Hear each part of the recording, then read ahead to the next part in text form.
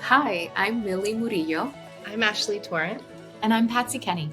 Welcome to the Blue Butterfly Effect podcast, a gathering place for real conversations and quiet revolutions.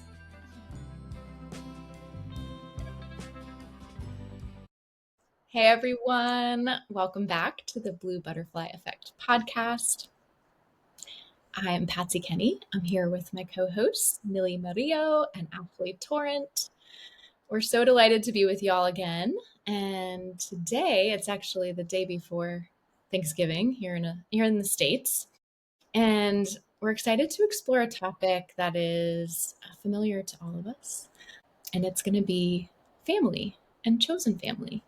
So before we dive in and kind of dig into the various prongs of the definition of family and how we've expanded it for ourselves and the value that chosen family has brought to us during this time and space in our lives, I would love to invite Ashley to open us up, to reconnect with our souls, to get grounded and enter that space of receiving for what's to come.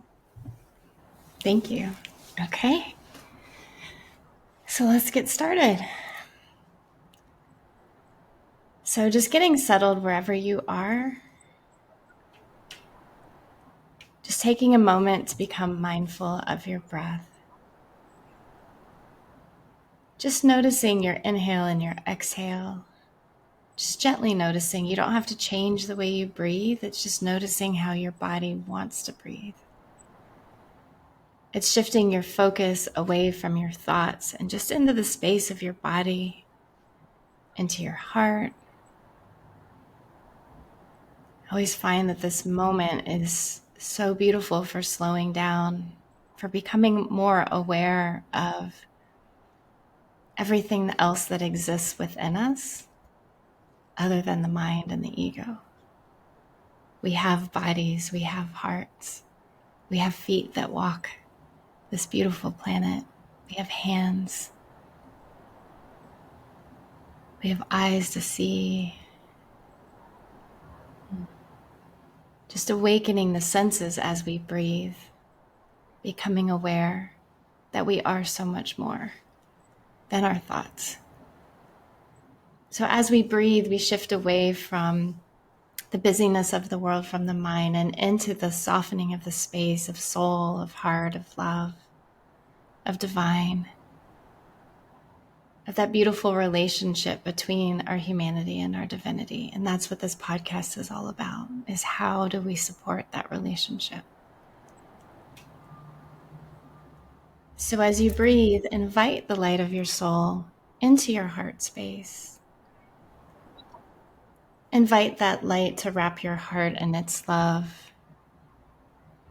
Imagining your heart surrenders into the arms of your soul, knowing that you are held always. Celebrating this beautiful essence that lives inside you, that source of guidance and wisdom and creativity and potential that is always present. Allowing it to radiate through your heart, and then invite that light to radiate to every corner of your being so that you are shining. You are illuminated.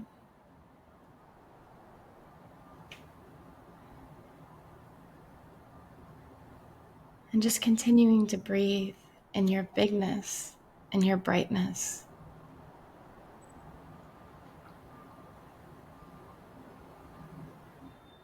And then invite your light to move down through your legs, through your feet, through your toes, and connect to this beautiful planet. Thank you, Mama Earth, for being our home.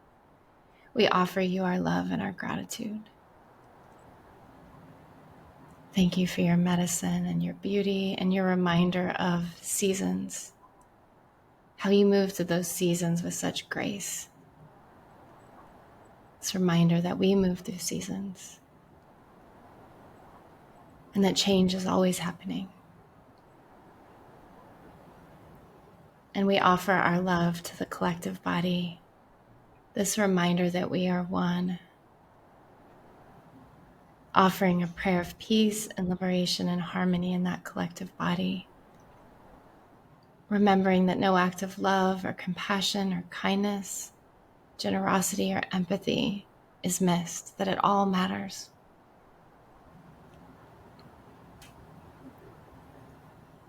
And allowing your light to stay connected to the earth. Invite your light to move up through the center of your being and out the crown of your head, so that now you radiate from root to crown, shining in your magnificence. Experiencing your abundant nature.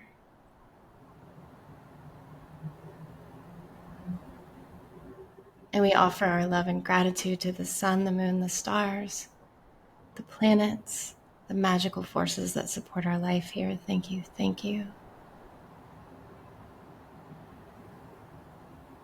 Just taking another breath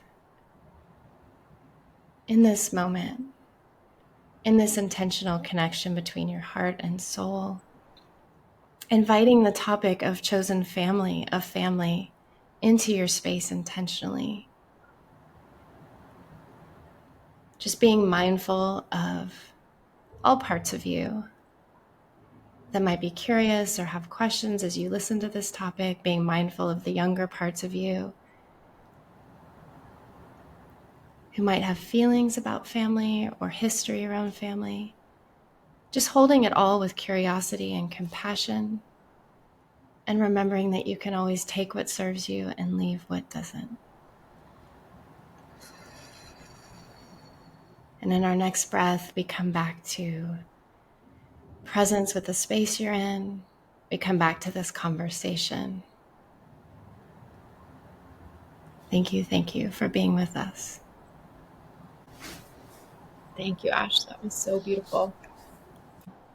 So for me, this theme of chosen family emerged, and the value of it emerged really potently for me over the summer when I was spending quality time with members of my chosen family on the lake nearby to my family of origin. And during that time frame, we were celebrating a milestone birthday for one of the loved ones in my family of origin. And so my chosen family got to be there for that experience. And during that week, we also watched a film by the same title, Chosen Family.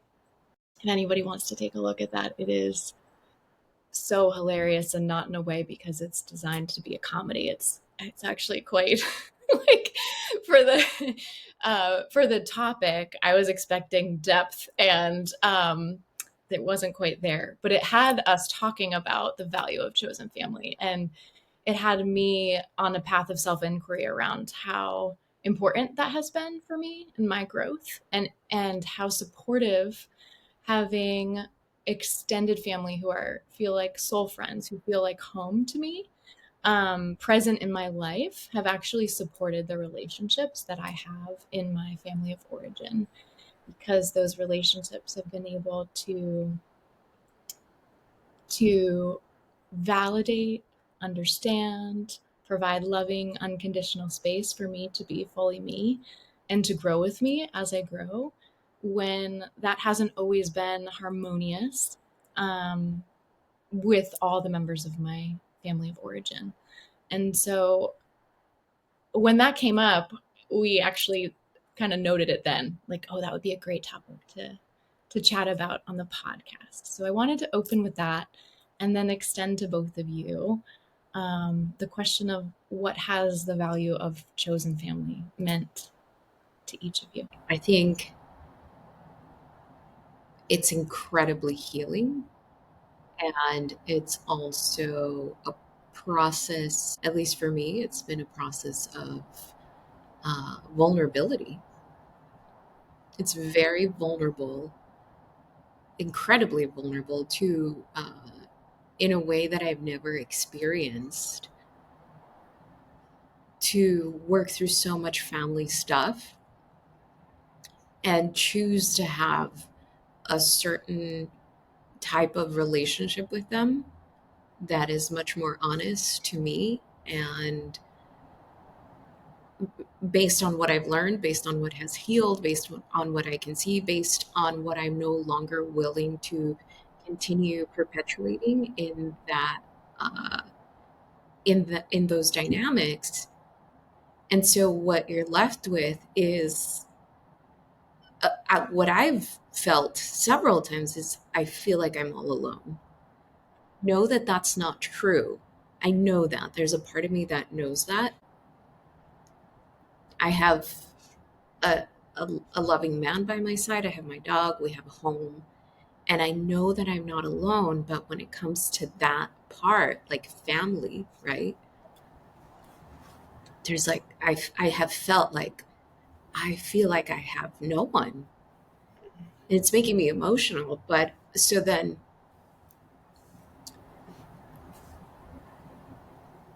thankfully there's a part of me that knows we're not meant to do life in that way. So how do I create it intentionally? Right. And it's by choosing to connect with people who are kind, right? Yeah. And choosing to connect and align and feel safe um, around people who my body does not contract with or when I'm around them. So it's incredibly healing, but I think it's also a transformative process. Hmm. What you just said about like choosing people that your body feels safe with is so important. And thank you for sharing so openly. Because it's a transformative process, but it brings everything, all of it, right? Right. As someone who has no contact with their family and hasn't for 20 years, I don't know. And my husband doesn't either. We've spent a lot of time in different spaces of this process. You know, the initial phase of choosing to be alone and accepting that loneliness would be a part of it, doing holidays alone. I remember when I first started, I didn't have him in my life. And I remember spending my first Christmas alone.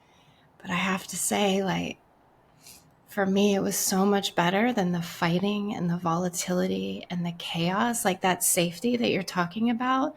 Like, I look back and I just remember I was pretty dissociated, but what I was doing is just constantly defending myself and protecting myself from many layers of family, you know? And unfortunately, there aren't safe people in my family for generations. So, you know, the choice I've made is for my own safety and for my own physical, emotional, spiritual, mental well being.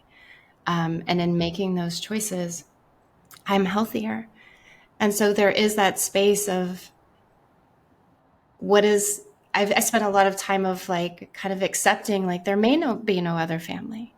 But then people like y'all come into my life and show me like, Patsy, you've been such a model of chosen family because you have such a like generous group of people in your life. Like you've been really like a teacher for me and like there are all kinds of different people in different generations that can be safe, that can be delightful, that can be generous.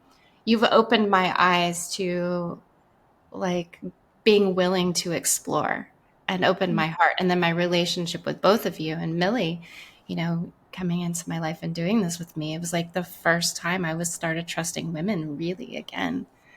And feeling like safe, like we could have conversations about these things and stuff like that. So yeah. And, you know, I was just responding to what Millie said about safety. So that's where I went with this, but it brings up a lot.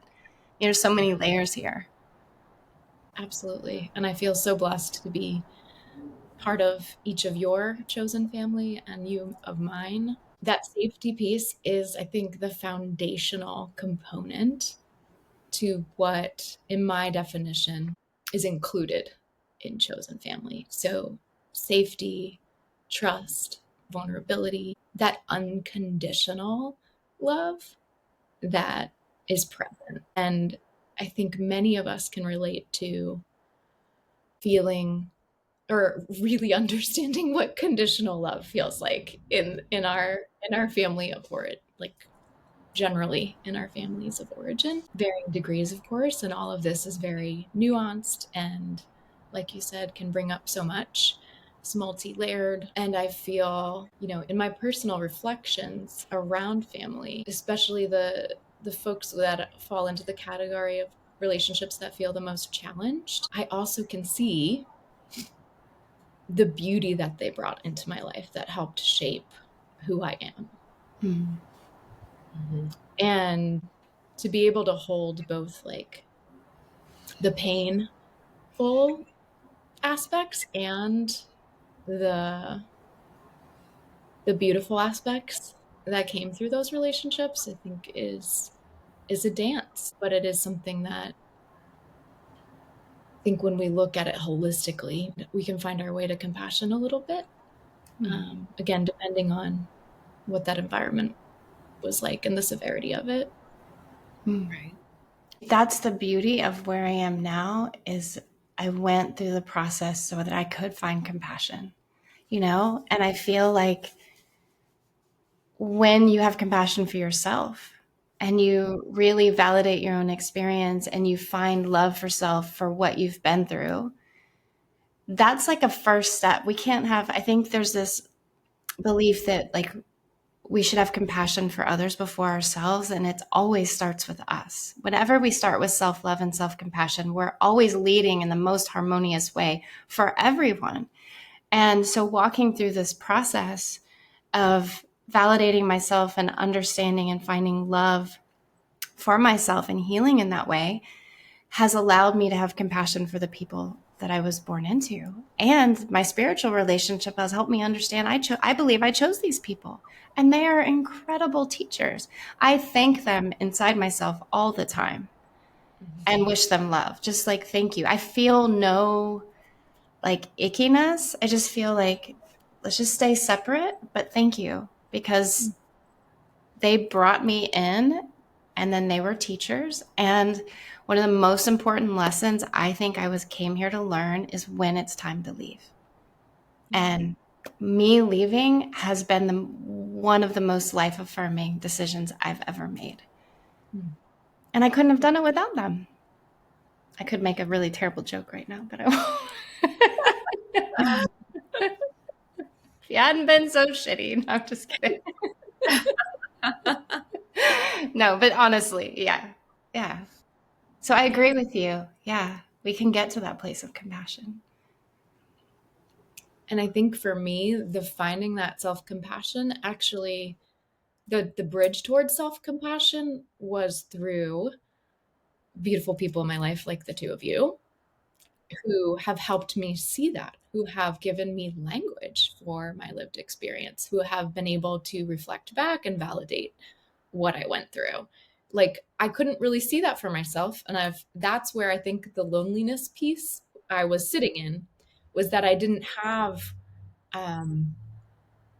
perspective from someone who was witnessing me with unconditionality and love until I opened myself up to receiving that. And Lord knows how I walked into it. I really like, I feel so blessed that I did.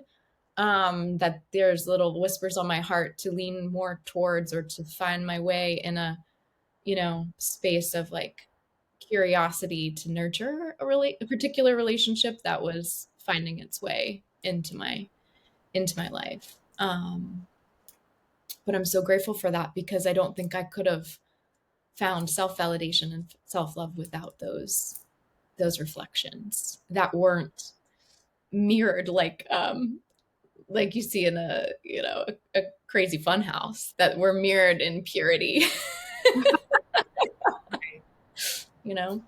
I think that's such a good point. Perhaps that season of loneliness, and I think it comes and goes. It comes and goes in waves. Those moments, at least personally, have reminded me, because there are moments of I want to connect more. I wish it's the part of me that wishes that things were different. Mm-hmm. And I understand that in order for that to happen, a lot, a lot has to happen with different people. And the likelihood of that taking place is not very likely. So those moments of loneliness, I think, are necessary to hold the part of yourself that feels that. And it's creating a trust that you will find your chosen family, you will find your people, that every time you honor the part of you that perhaps aches but also understands, if I go back, I'm just going back to the same thing, and you hold that with a lot of love, with a lot of compassion, with a lot of understanding, there's a signal that you're sending out to life, right? To the universe. I'm willing to hold this for genuine connection, for safe connection. And it happens. It happens. So what you said of like, it's kind of like one thing leading you to another.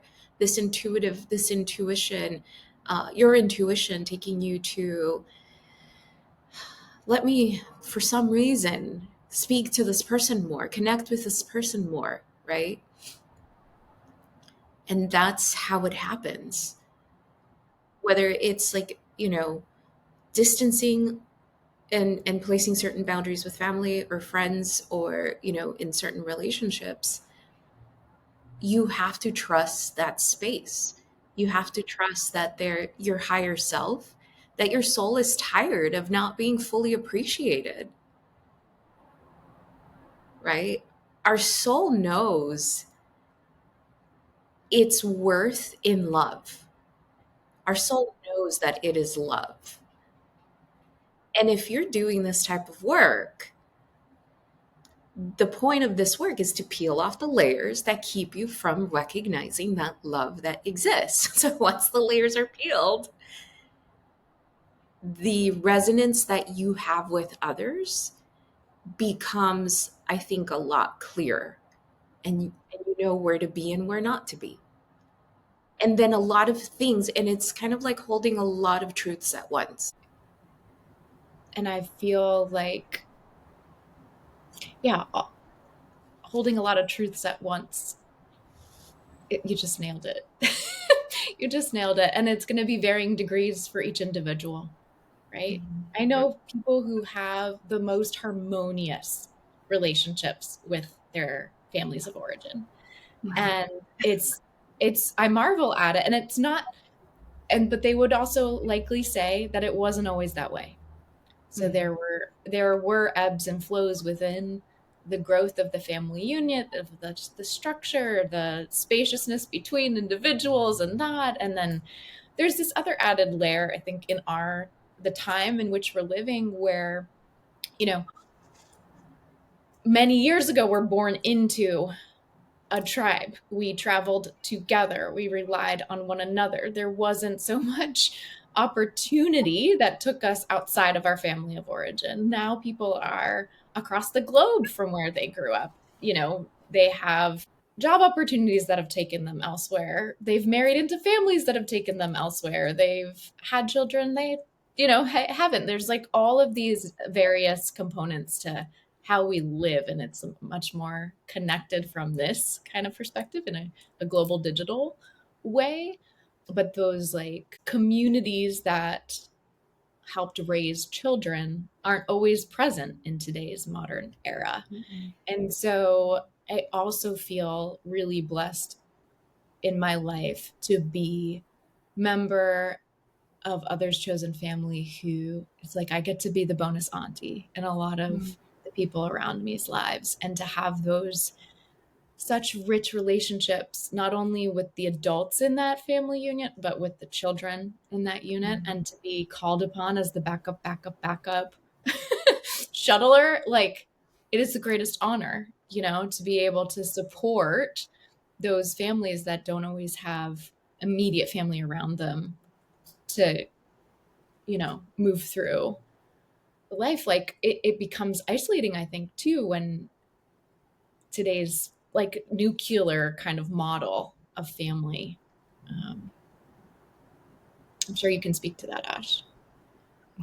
It is incredibly isolating, especially when you make the choice to not expose your kids to people that, you don't feel like would be safe for them. And so then it's like choosing caregivers that you trust. And, I was thinking as you were talking that there's a lot of trial and error in chosen family, because as we individuate from our family of origin, there's the understanding of patterns and way of relating that you become aware of, that you're trying to heal or outgrow.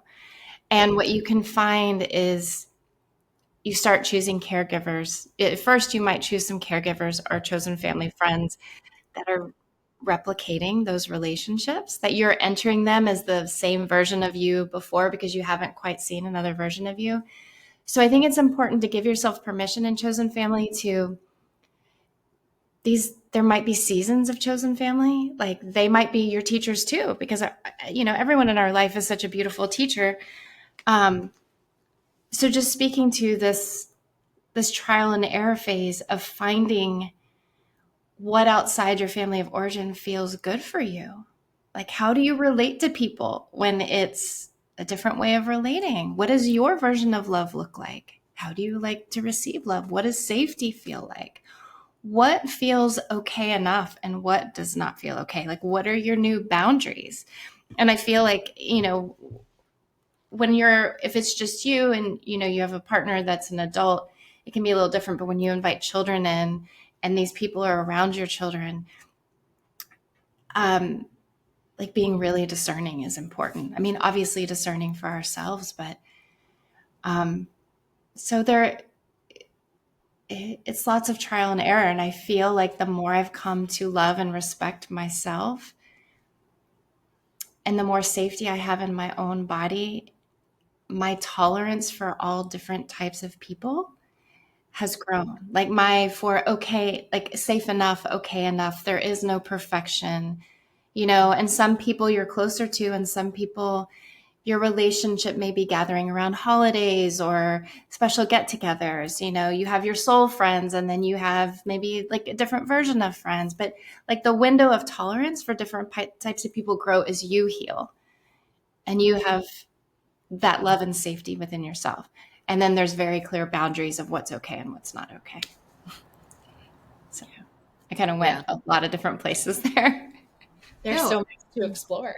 Yeah. I think it makes all the sense in the world. I think that part of, well, then how do I do this? Yeah. If that wasn't it, and I've come to the realization that that wasn't it, the family of origin in that way, in that dynamic is not it, because it's actually damaging and hurtful.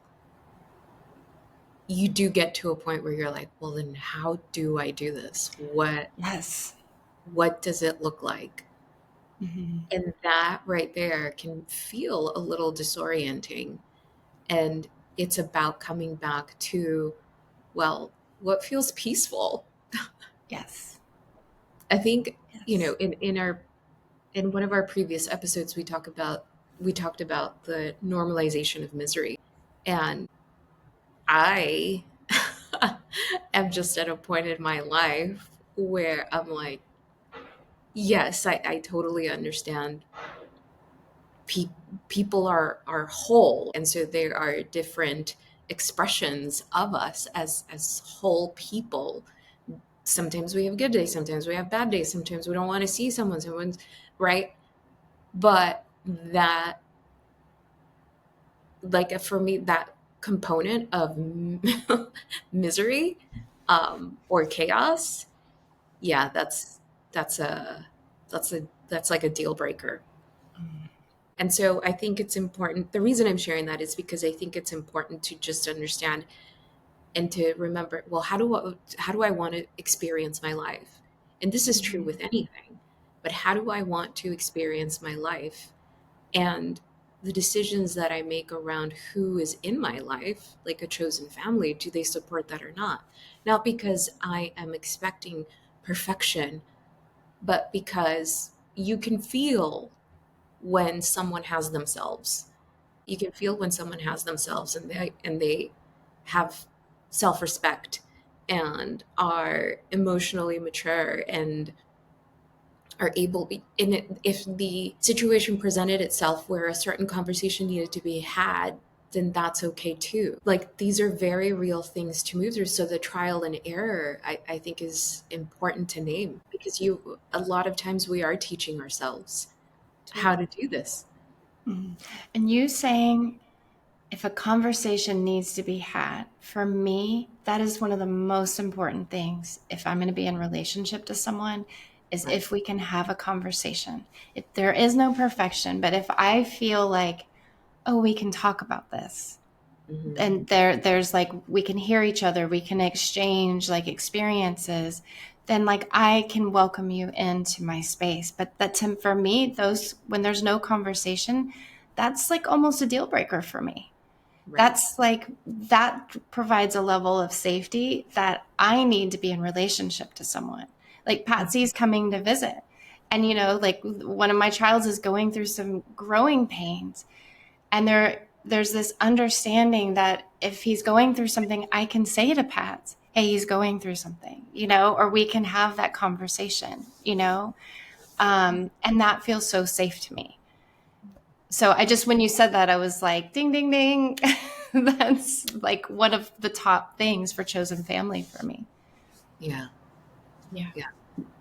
absolutely. And I think that is also such a great thing to be bringing into this conversation, because I feel like we're very blessed in this this time where we have access to information at our fingertips, and we can see models of how how do you have an uncomfortable conversation.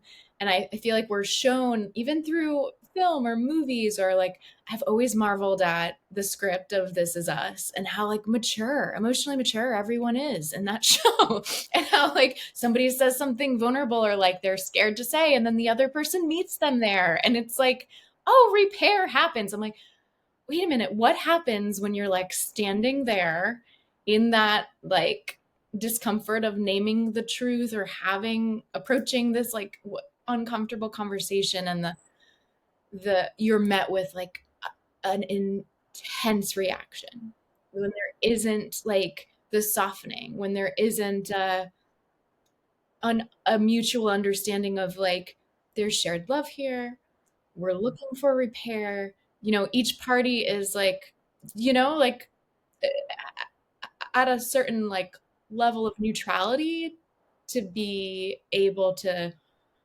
understand their own feelings and hold space for the other. And that like dance, it doesn't always happen. It's like, where are the models of that? There aren't. And then that creates inner fear to be able to be like, okay, I'm gonna approach this and I'm gonna have it. Then there's no playbook. Okay, now what happens? That person just stormed out. That person just hung up the phone. That person just, raises their voice, slammed their hand on the table. Like, now what do I do? Mhm. Right.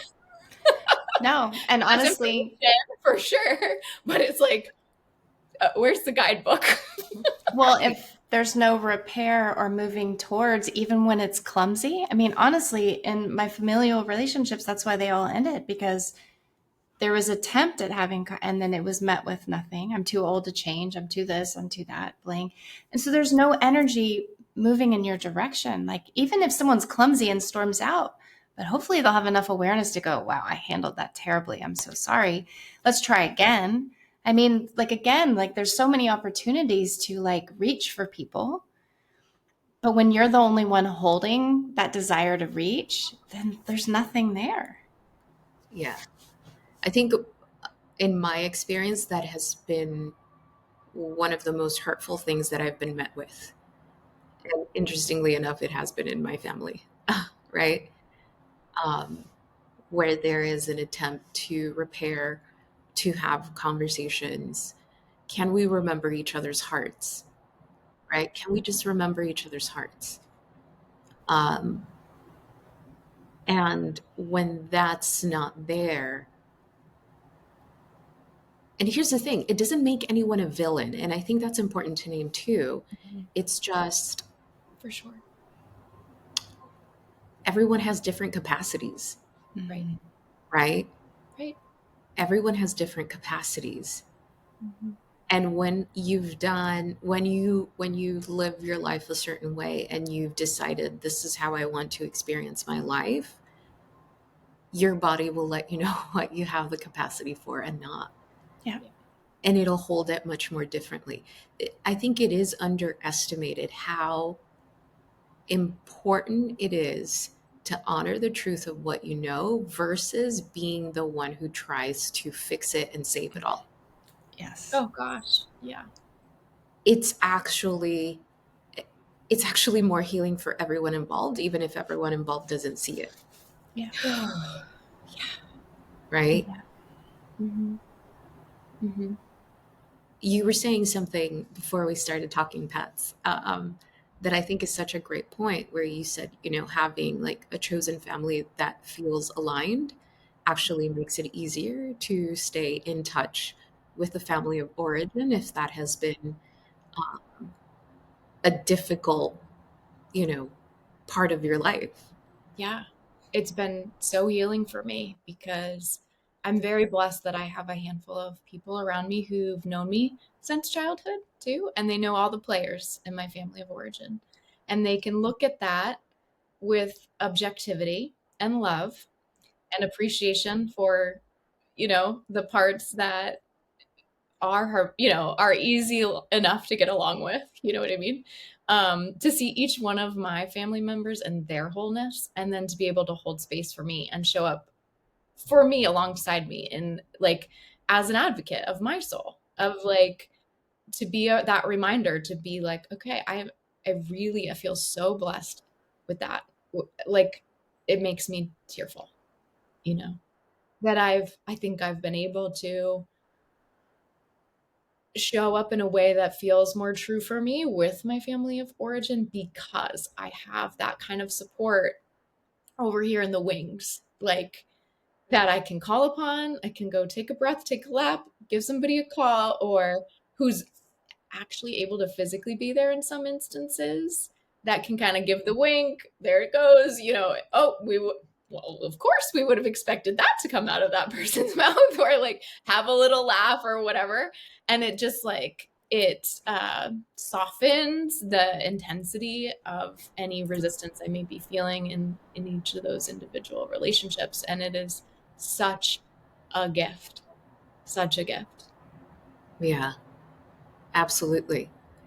It's for me, it has facilitated the compassion, and Yeah. it has facilitated um, staying in touch to the extent that feels honest to me. Um, and that, again, it's the healing. It It's is the the healing. healing of when I honor this.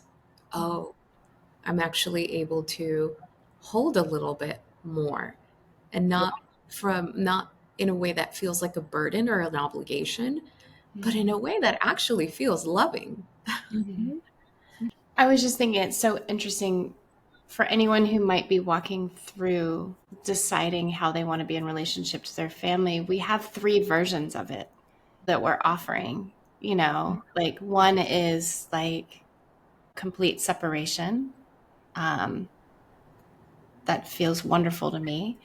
And then there's one that's, I don't know how you would describe it, Millie, but I'm just noticing there's three Yeah, models of how to do this.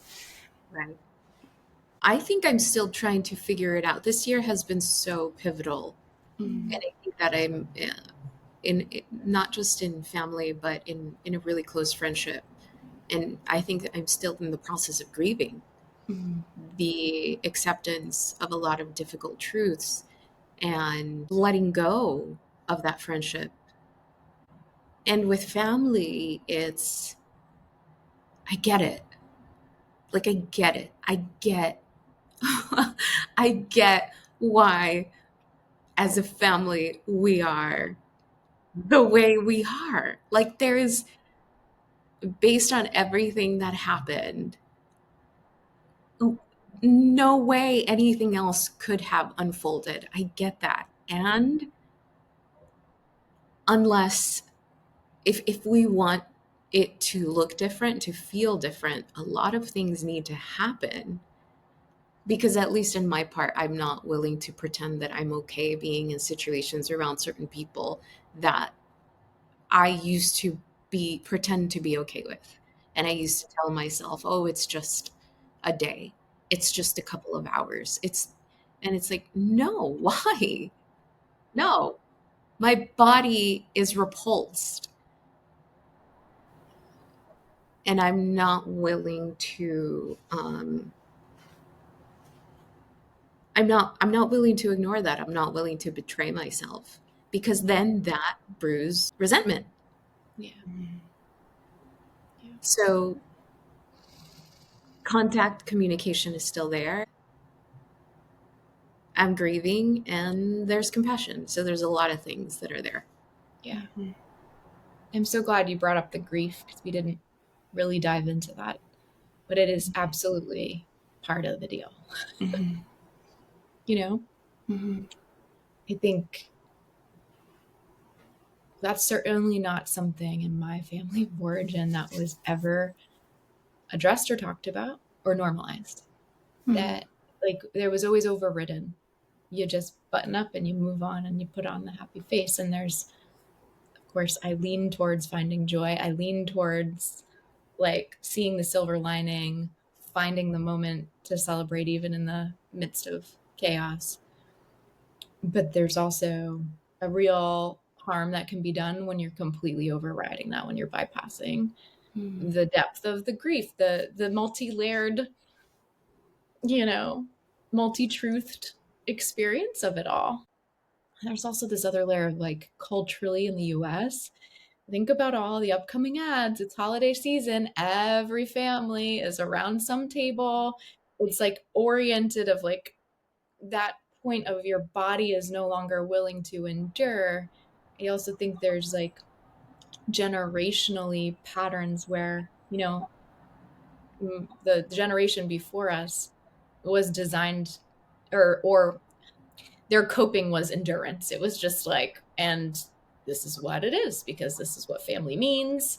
And you show up even when it doesn't feel aligned or there's harm in the room. You just show up.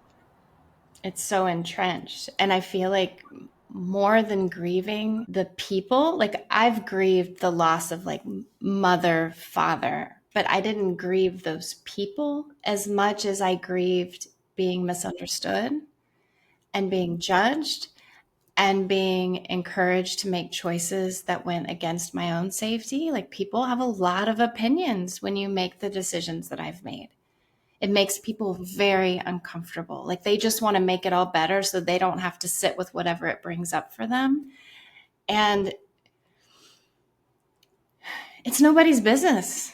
Like and what you would hope is that someone would look at me and say, "Wow, you made some pretty intense serious decisions. Things must have been a certain way to push you to that point." Like, I wish there was more trust in the individual that they know what's right rather than family is family. What's wrong with you? Don't you like, honor your father and mother? Like, what? No, no. And I've said this before, that these are the only relationships that we are asked to tolerate. If these were teachers that were abusers, if these were neighbors that were abusers, no one would put up with physical, sexual, mental abuse. They would tell you to get away. But with family, why can't you stick it out? Why can't you show up? It's the only relationship. It's crazy making. Yeah. Like, why do we encourage people to sit through abusive situations? I don't understand. Just because they're our family? So I feel like there needs to be a shift of like, the rules are those people aren't allowed, but these people are allowed to mistreat you. That's really sick. So messed up. So messed up. So what's really important if you're walking through something like this is like self-trust is primary. Like what feels good to you? what feels loving to you, what feels safe to you, and it's nobody's business but yours. It's not your family's business. It's not your friend's business. It's not your neighbor's business. And when you can move through the place of like letting go of how other people perceive you and just come back to self, then you're going to be okay. But that's a journey. You know, a year like 2025, we have been experiencing Jupiter in Cancer. And one of the things that I've noticed with that placement, so first let me say Jupiter, amongst a lot of other things that I just don't have the time to mention, is the teacher of the zodiac. So wherever Jupiter, whatever sign Jupiter transits on any given year, it is teaching us about our relationship to the energy of that sign in our lives, depending on where it falls in our chart. But one of the overarching themes of this year, of 2025, with Jupiter in Cancer, has been around family of origin and inner child healing. And it's not that that's new, because I think over the last 5 years, that has something that has really been brought to the forefront of people's awareness.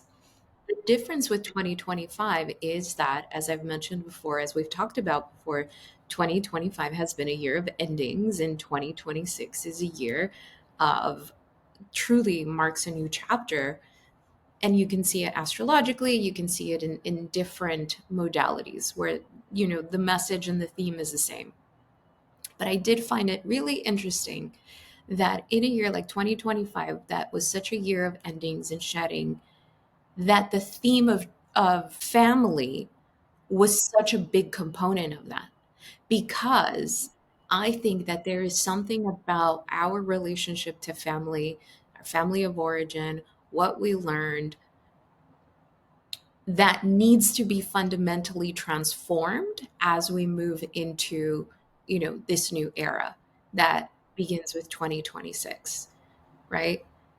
So that to me was fascinating, um, because it was such Cancerian themes, like people moving from one home to another to, say, no, this is what feels right for me and my family. People changing the dynamics in their family to support their peace of mind. And similar to what Ash said, like, no, you have that belief system. You are condoning this behavior. You're okay with someone behaving in this way, being inappropriate in this way. I don't want anything to do with you.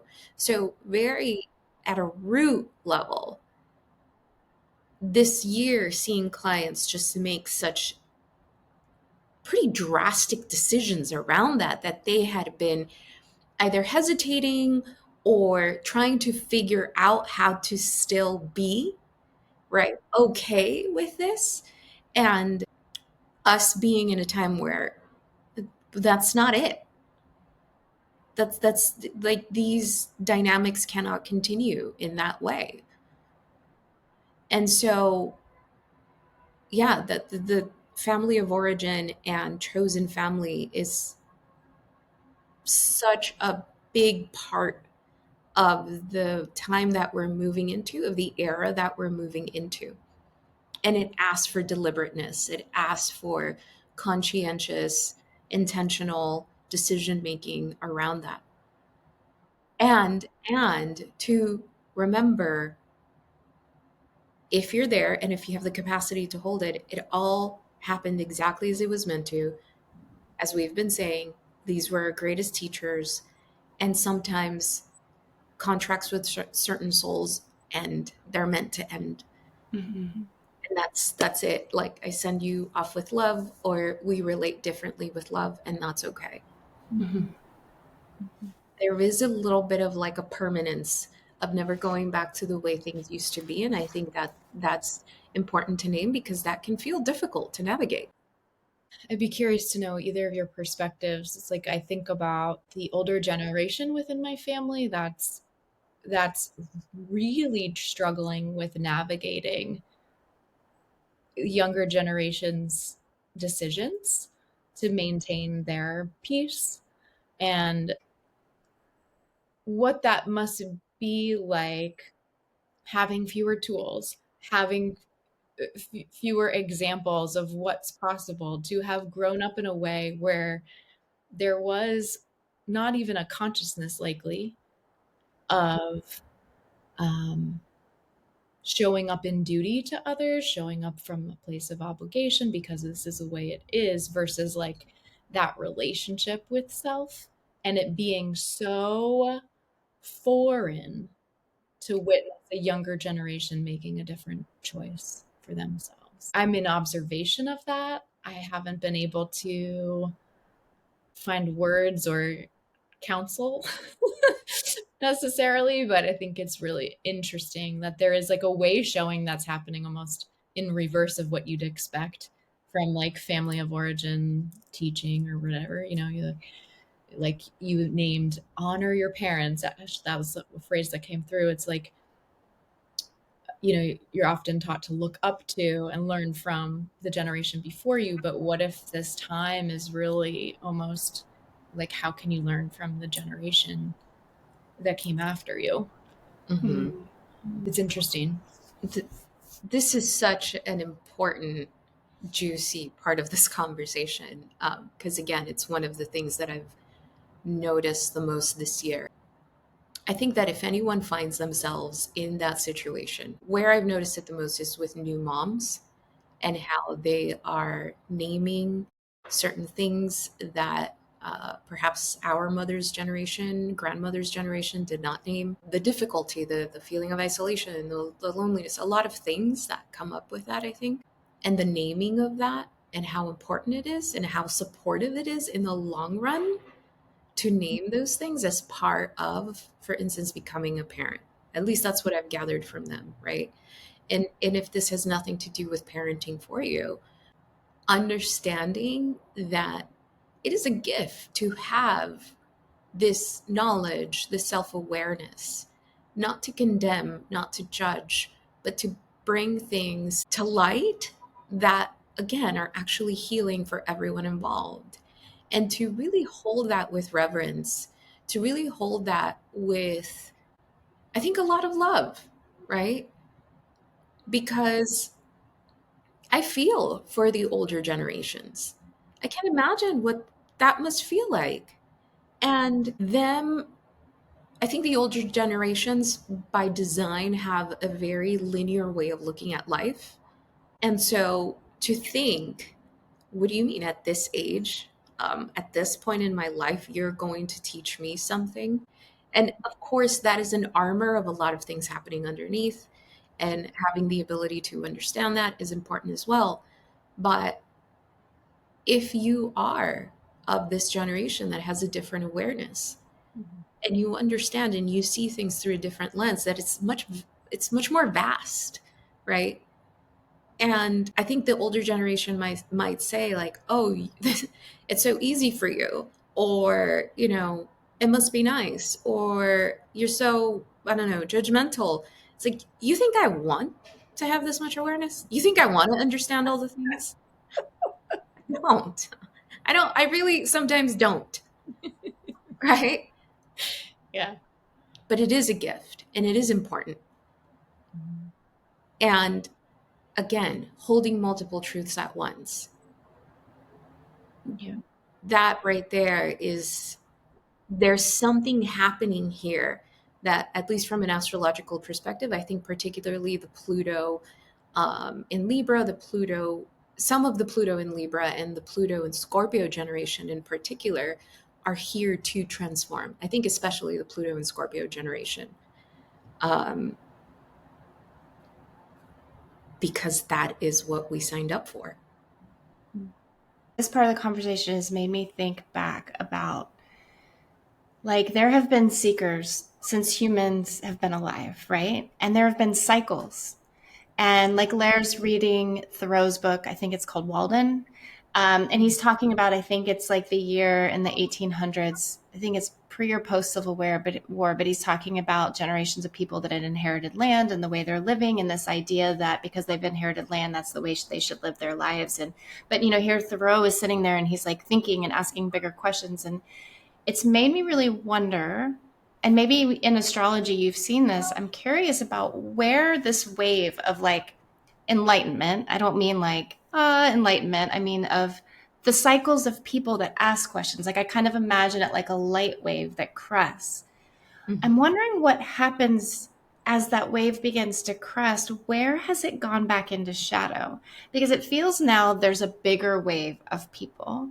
And I'm kind of curious, like, if y'all have any sense of like what's happened to those, because there have been people in other generations asking questions. Where did they go? What happened to them that the system entrenched itself even more?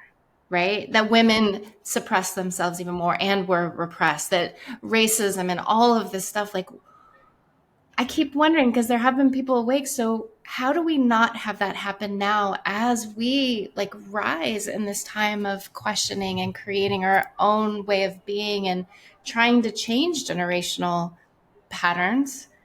What do you think will stop it from you know, going back into shadow again? Does that question make sense? I Like, think how can so. we keep it going? Yeah, I think it's so from an astrological perspective, I think that the generation that came to not just very simply fall back to certain patterns is the Pluto in Scorpio generation. And so the Pluto and Scorpio generation, I don't remember the exact dates right now, but I would say it's somewhere around like the early 80s through mid 90s, somewhere around there. And then it goes back and forth. There are a few years that are an exception of that. And some of, like I said, Pluto in Libra, which is very early 80s, perhaps part of 80, 81, and then some in the 70s. So when we look at those generations, but particularly the Pluto and Scorpio generation, Pluto is the planet that rules the sign of Scorpio. So whenever a planet is in its home sign, the expression of that energy is going to be very pure.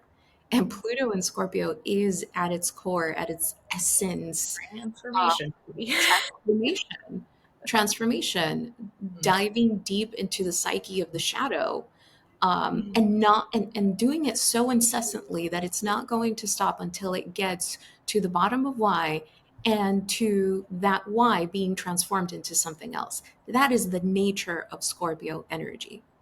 So the Pluto and Scorpio generation is for the most part like the millennial generation.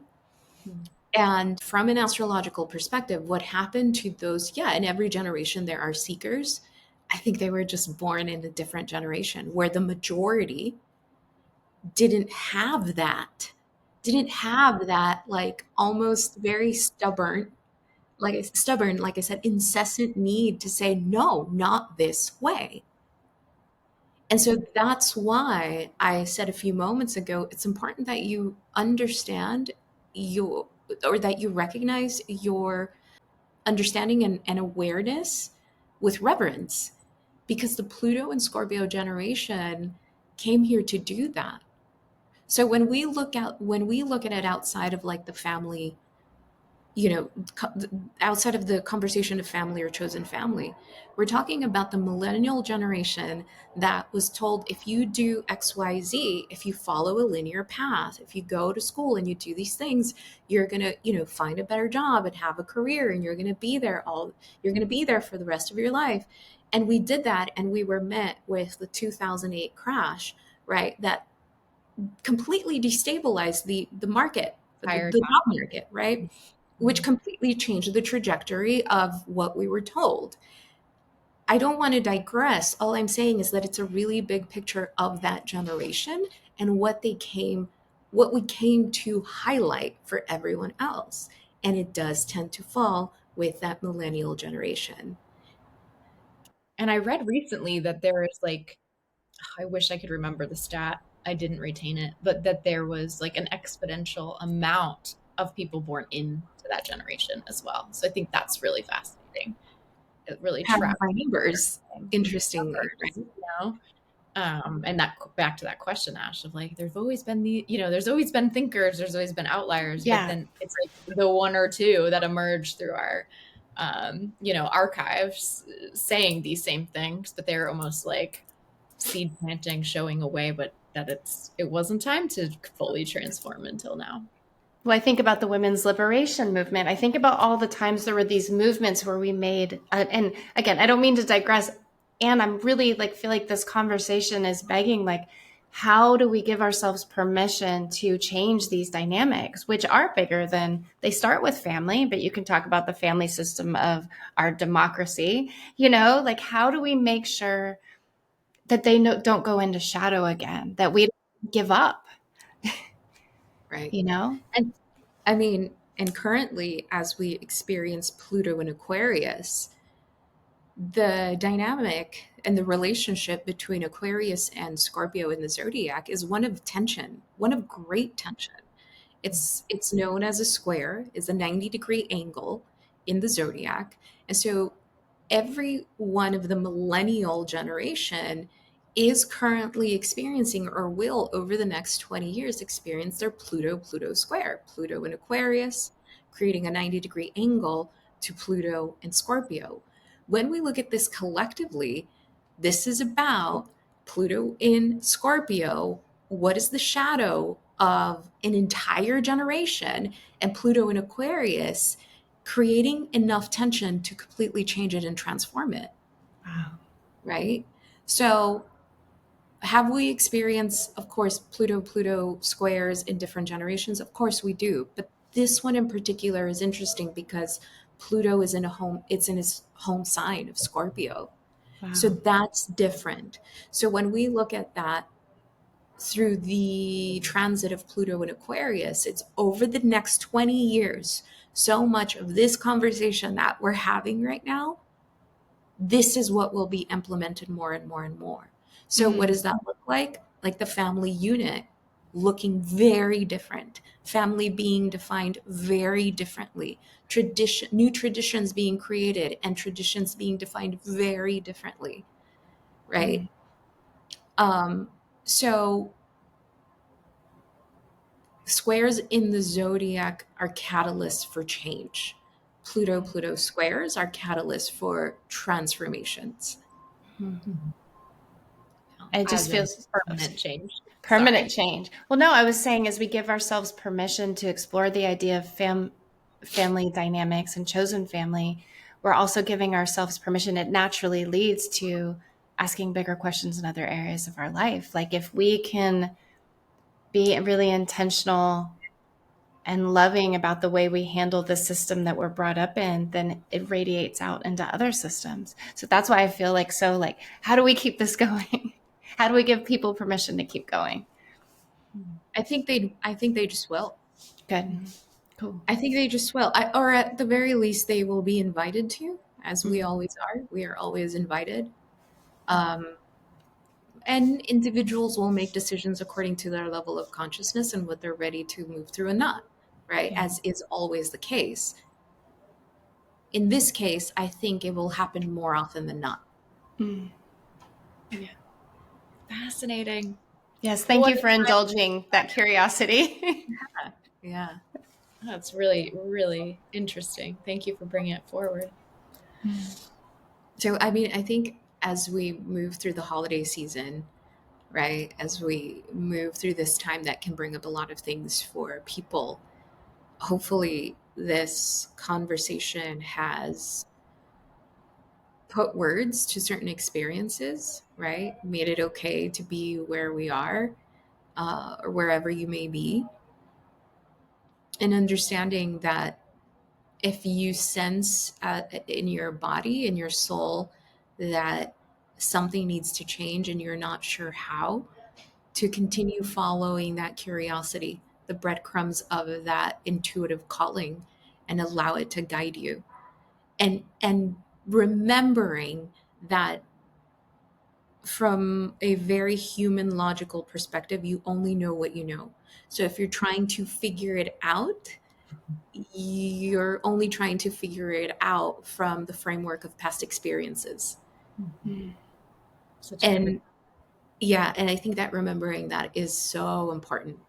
Otherwise, we're just going to repeat the same cycles, and there's nothing wrong with that. We repeat them until we don't.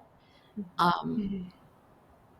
but what I think is required in something like this is holding multiple truths at once. Mm. Yeah. And leaving room for the possibility that something beautiful can be waiting for you on the other side. Yes. More connection, more community, more family, and it just might look different. Mm-hmm. Mm. More love. More love. And that opening yourself up to that also can support you in extending more love to those who you were born into. That's possible too. Beautiful. Well, thank you all for being here. Gals, do you have anything that you'd like to share with the audience? Yeah. So just the year ahead, the 2026 year ahead reading, there's still openings for that. I've been having a lot of fun doing those readings. And if you happen to be in LA on Sunday, December 7th, I am holding my first in person event where I will be talking about the bigger themes and transits of 2026 and on. So, yeah, both very exciting. So exciting. Mm. Yep. And I have 2 events next year. If you'd like to join me in Playa Grande, Costa Rica, I'd love to have you for the Soul Reset Retreat. You can find info in our show notes and on my website, but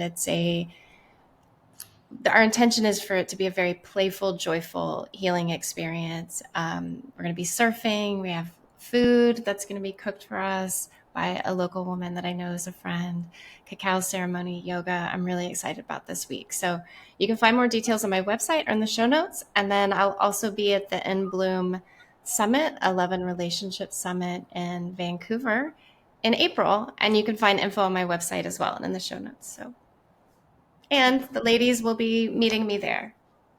Oh, So, can't wait. So yeah. if you're going to be in Vancouver, come say hello to us.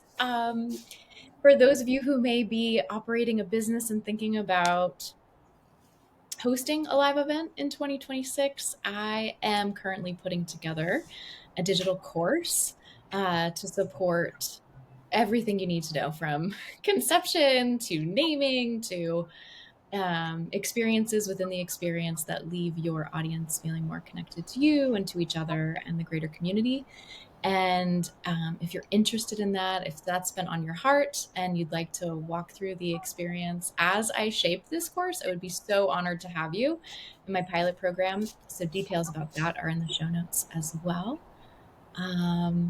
Yeah, just thank you all for being with us. It's Thank such an you. honor to hear your feedback and your questions. And so please keep them coming. Thank you. Thank you. Yes. Thank you. Thank you for joining us. If something stirred your soul or made you smile, share it with a friend or leave us a review. Until next time.